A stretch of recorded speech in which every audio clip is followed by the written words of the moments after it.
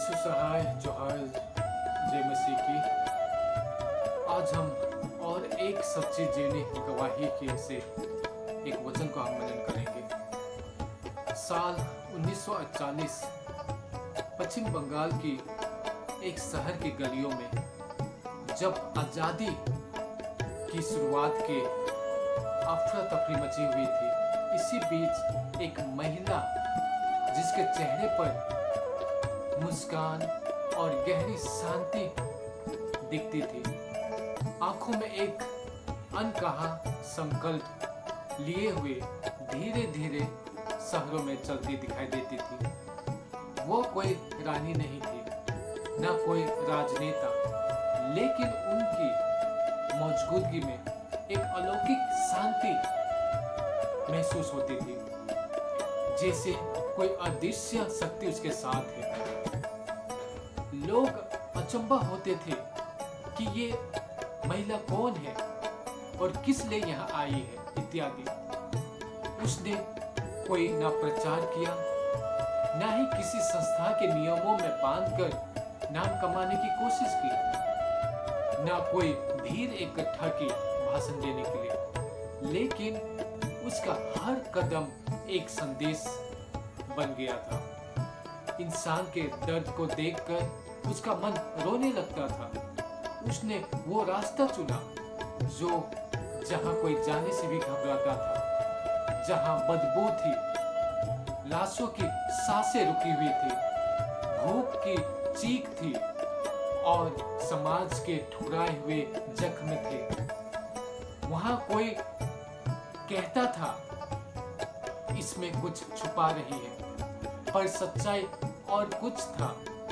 वो खुद को भूल चुकी थी और मसीह को पा चुकी थी और उसे दर्शा रही थी।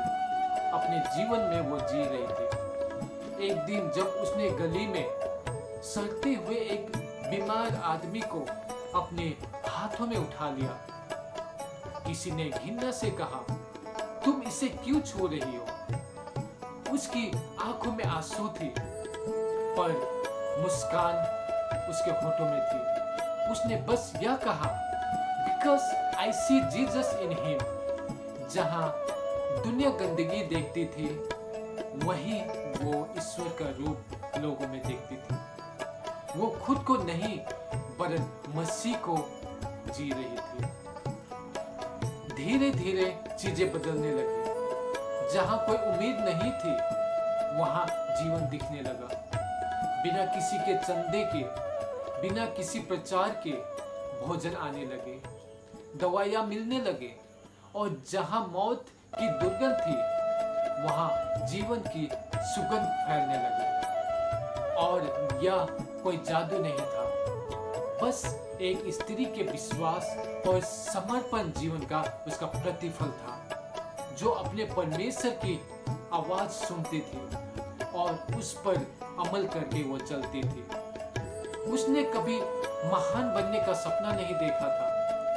उसने सिर्फ यहोवा की दृष्टि से देखा करता था और उसकी करुणा को महसूस करता था और जीवन जिया करता था, और वह लाखों लोगों की मन की मां बन गई। लोग पूछने लगे, इस स्त्री का नाम क्या है? एक वृद्ध महिला जिसकी जान उसने बचाई थी, धीमे स्वर से कहने लगी, वह एक साधारण स्त्री है, मगर वह ईश्वर की एक भेजी हुई बेटी है, और हमारी वह माँ है, और उसका नाम है मदर टेरेसा। यशायाह नबी की पुस्तक 58 अध्याय 11 वचन मदर टेरेसा का जीवन में पूरा हुआ हम पाते हैं।